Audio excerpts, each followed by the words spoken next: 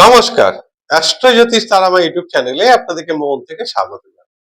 এটা মকর রাশির ভিডিওর থাম্বনেলটা অবশ্যই দেখেছেন যে আপনার মকর রাশিতে জন্ম কেন? কেন এটা কি একটা কোইন্সিডেন্স? না সত্যি একটা পূর্ব পরিকল্পিত? অর্থাৎ এই পৃথিবী, বিশ্ব ব্রহ্মাণ্ড যেভাবে সৃষ্টি হয়েছে তার মধ্যে যেরকম একটা রহস্য লুকিয়ে আছে, আপনার জন্মের মধ্যেও কি সেরকম কোনো রহস্য লুকিয়ে আছে? সেটাই আজকে আমার ভিডিওর আলোচ্য বিষয়, যে মকর রাশিতেই জন্ম হলো কেন? মকর রাশির রাশিপতি স্বয়ং শনি। শনি দেব, যিনি সততার কারক, সব থেকে অনেস্ট। তার মধ্যে ছল চাতুরি নেই। সমস্ত গ্রহের মধ্যে একটু ১৯-২০ হলেও একমাত্র শনিদেব, তিনি কিন্তু ছল চাতুরি, ডিপ্লোম্যাটিক এই সব ব্যাপারগুলো কিন্তু নেই। আর সেই রাশির এই জন্ম আপনার। তো চলুন ভিডিওটা শুরু করার আগে আপনাদের কাছে আমার আন্তরিক অনুরোধ, যারা প্রথমে ভিডিওটা দেখছেন এবং চ্যানেলটিকে এখনো পর্যন্ত সাবস্ক্রাইব করেননি, অনুগ্রহ করে চ্যানেলটিকে সাবস্ক্রাইব করে দেবেন। প্রথমেই আসি, দেখুন কত কোটি মকর রাশির মানুষ আছে। প্রত্যেকের জীবনযাপন, প্রফেশন সবকিছু আলাদা। এই মকর রাশির শুধু এইটুকুর মধ্যেই দেখুন, এত কোটি মানুষের মধ্যে তিনটে গণ লুকিয়ে আছে। অর্থাৎ আপনারও মকর রাশি, আমারও মকর রাশি এবং আরেকজনেরও মকর রাশি। আপনার দেবগণ, আমার নরগণ, আর একজনের রাক্ষসগণ। অর্থাৎ মকর রাশি একটা, এর মধ্যেই তিনটে গণ আছে। তাহলে এইটুকুর মধ্যেই কত বৈচিত্র্য। কেন তিনটে গণ আছে? ধরুন আপনার যদি দেবগণ হয়, জানবেন আপনার শ্রবণা নক্ষত্রে জন্ম। অর্থাৎ শ্রবণা নক্ষত্র চন্দ্রের নিজস্ব নক্ষত্র। আবার আপনার যদি নরগণ হয়, জানবেন উত্তরাষাঢ়া নক্ষত্রে জন্ম। সেই কারণেই আপনার নরগণ, এটা সূর্যের নক্ষত্র। তাহলে আবার যদি আপনার রাক্ষসগণ হয়, তাহলে আপনার ধনিষ্ঠা নক্ষত্রে জন্ম।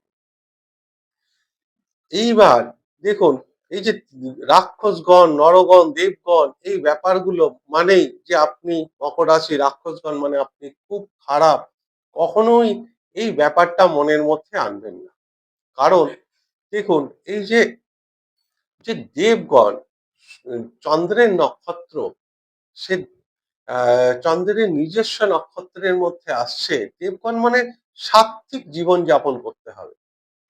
আর যে নরগণ সূর্যের নক্ষত্র, রাজসিক জীবনযাপনের উদাহরণ দিচ্ছে। অর্থাৎ সাত্ত্বিক এবং রাজসিক দুটোর মধ্যেই তার জীবনযাপন। আবার যদি আপনার ধনিষ্ঠা মঙ্গলের নক্ষত্র হয়, রাক্ষসগণ, তার মানে আপনার সাত্ত্বিক, রাজসিক এবং তামসিক তিনটে গুণের মধ্যেই আপনার জীবন থাকবে। অর্থাৎ আপনার মধ্যে তিনটে গুণই থাকবে। কিরকম? মঙ্গল যে সেনাপতি, লড়াই, সাহসের প্রতীক, সৈনিক মঙ্গল, মঙ্গল রক্ত। অর্থাৎ এই রাক্ষসগণ কেন, তামসিক গুণ কেন? এখন সৈনিক যুদ্ধক্ষেত্রে সে যদি রাজসিক বা সাত্ত্বিক গুণ জীবনযাপন করে, তাহলে সেখানে তার শত্রু তাকে বধ করবে। তাই এখানে মঙ্গলের যে গুণ তামসিক, সেটা নিতেই হবে। কারণ ক্ষত্রিয়র ধর্মই হচ্ছে যুদ্ধ করা। তাই এখানে আপনি সেইভাবে কোনো সময় নেবেন না ব্যাপারটা। এইভাবে মঙ্গলের ধর্ম হচ্ছে ক্ষত্রিয়, যুদ্ধ করা। তাই আপনি রাক্ষসগণের মধ্যে আসছেন। তো এইটুকুর মধ্যেই কত বৈচিত্র্য। শুধু তাই না, যদি আপনার শ্রাবণ মাসে জন্ম হয়, দেখবেন যদি আপনার শ্রাবণ মাসে জন্ম আর আপনার মকর রাশি, এরকম বহু মানুষ আছে মকর রাশির শ্রাবণ মাসে জন্ম, জানবেন একদম পূর্ণিমার আশেপাশে জন্ম।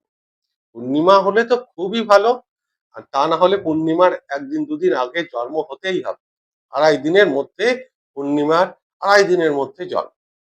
আবার দেখবেন আপনার মাঘ মাসে জন্ম, আপনার মকর রাশি, প্রচুর মানুষ আছে মাঘ মাসে জন্ম, দেখবেন আপনার ঠিক অমাবস্যার আশেপাশে, অমাবস্যার আড়াই দিনের মধ্যে আপনার জন্ম হতে বাধ্য।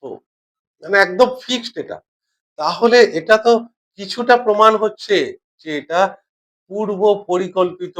আপনার মকর রাশিতে জন্ম হয়েছে এমনি এমনি না। কারণ মকর রাশি শনির রাশি। প্রথমে ওরা শনিদেব পরীক্ষা নেয়। দুঃখ, কষ্ট, দারিদ্রতা এইসব জীবনের একটা স্টেজে এসে কেউ বলতে পারবে না যে মকর রাশির মানুষের জীবনে এই কঠিন পরিস্থিতি আসেনি। শাস্ত্রে বলা হয় মকর রাশির মানুষরা খুব সৎ হয়, অনেস্ট হয়, কারণ এটা শনিদেবের রাশি।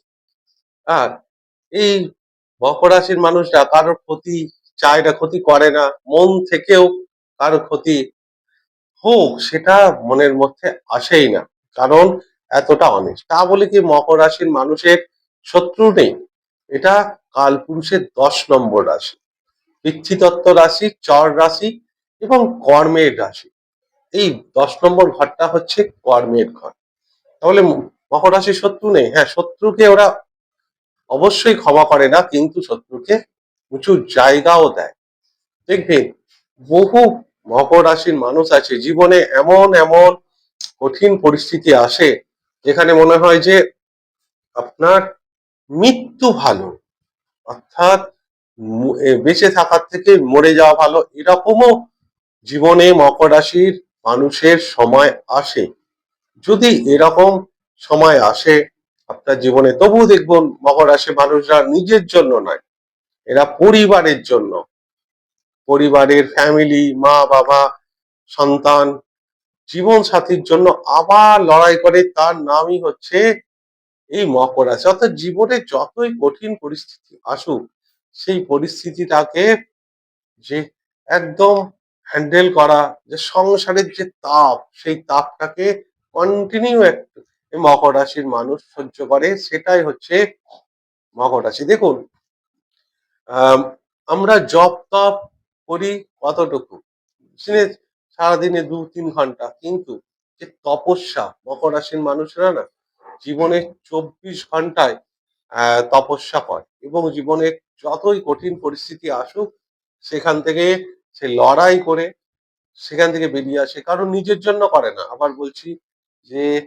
পরিবারের সকলের জন্য, পরিবারের জন্য মুখটাকে সবার জন্য সারা জীবন করবে, সেটার নামই হচ্ছে মকর রাশি। নিজে কিন্তু কিছু করবে না। এরকম যদি আপনার মকর রাশি হয়, আপনার যদি জীবনে এরকম কঠিন পরিস্থিতি আসে, যদি মনে হয় যে মকর রাশি মানে ভীষণ খারাপ রাশি, এর থেকে মৃত্যু ভালো, তো মৃত্যুকে উপেক্ষা করেও যে লড়াই করছে, জানবেন যখন আপনি জীবনে এত কষ্ট পেয়েও ঈশ্বরের উপর এতটুকু অভিযোগ আপনার মন থেকে আসছে না, আপনি নিজের জন্য কিচ্ছু চাইছেন না, জানবেন যে শনিদেবের রাশি এটা, শনিদেব প্রচন্ড প্রসন্ন হতে চলেছেন আপনার উপর।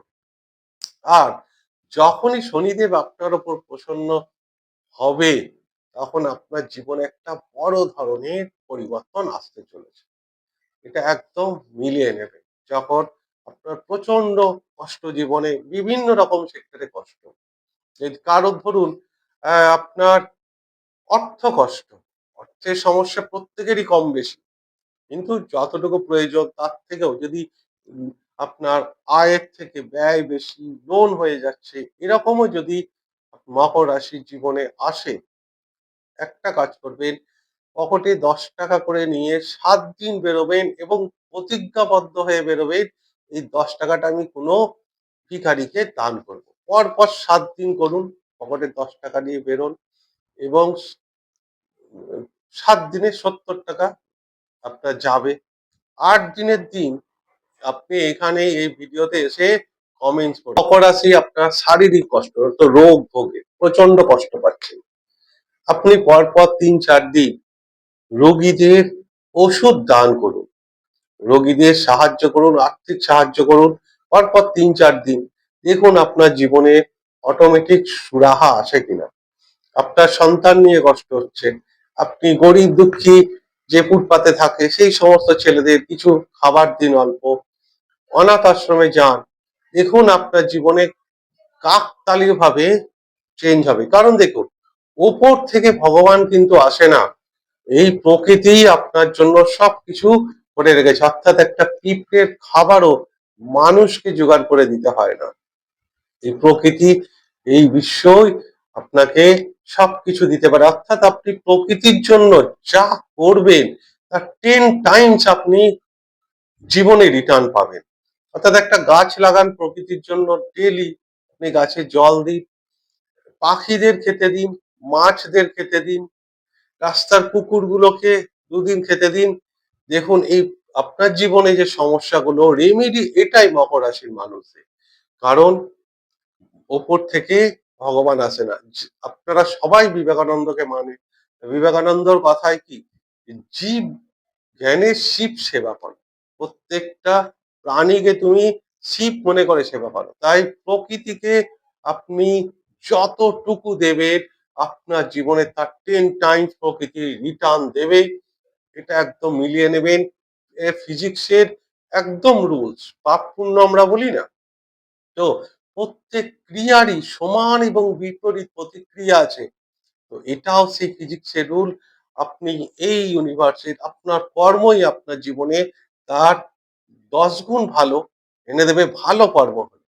আর খারাপ কর্ম হলে তার 10 গুণ রিটার্ন আপনি পাবেন, সেটা আপনারা দেখছেন। এবার একটা খুব গুরুত্বপূর্ণ কথা বলি, মকর রাশির যে শুভ সংখ্যা সেটা হচ্ছে 8। তাই দেখবেন মকর রাশির জীবনে এই 5টা বছর ঘুরে ঘুরে আসে।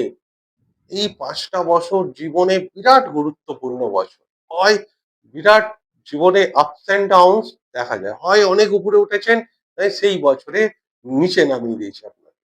17 বছর বয়স আপনার যখন, 26 বছর বয়স আপনার যখন, 62 বছর বয়স, 53 বছর বয়স, 35 বছর বয়স, এই যে বয়সগুলো আপনার, 44 বছর বয়স এবং লাস্টে 71 বছর, এই যে বয়সগুলো, এটা মকর রাশির জীবনে বিরাট টান নিয়ে নেয়। 90% ক্ষেত্রে ভালো হয়, 10% খারাপ হতে পারে। গ্রহ নক্ষত্র ট্রানজিট বিভিন্ন রকম সমস্যা আসতে পারে। অর্থাৎ মকর রাশিতে আপনার জন্ম হয়েছে, গ্রহরাজ শনিদেবের রাশিতে, এটা কিন্তু কাকতালীয় ব্যাপারটা নয়। এটা একদম পূর্ব পরিকল্পিত।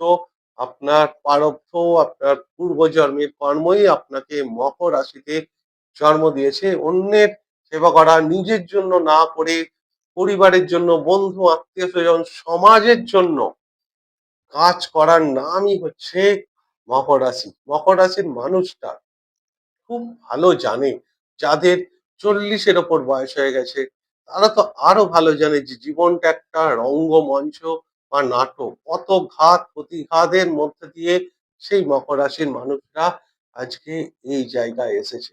তাই দেখুন আপনি মাদুলি নিন, হ্যাঁ, মন্দিরে পুজো দিন, এই মন্ত্র জপ এগুলোর মধ্যেও, এগুলোর সঙ্গেও আপনি মেন রেমেডি যেগুলো বললাম, যে অর্থ সমস্যা হলে আপনার দান ধ্যান, এই কার্মিক স্ট্রাকচারের ওপর আমাদের মেন রেমেডি।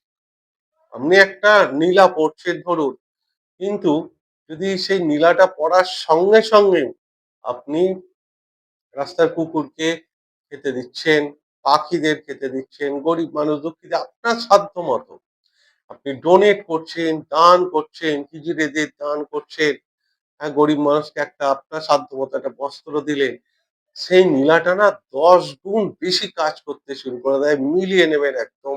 কারণ এই সৃষ্টির রহস্যই এটা, যে আপনি প্রকৃতিকে যা দেবেন তার 10 টাইমস প্রকৃতি আপনাকে আপনার জীবনে রিটার্ন করবে।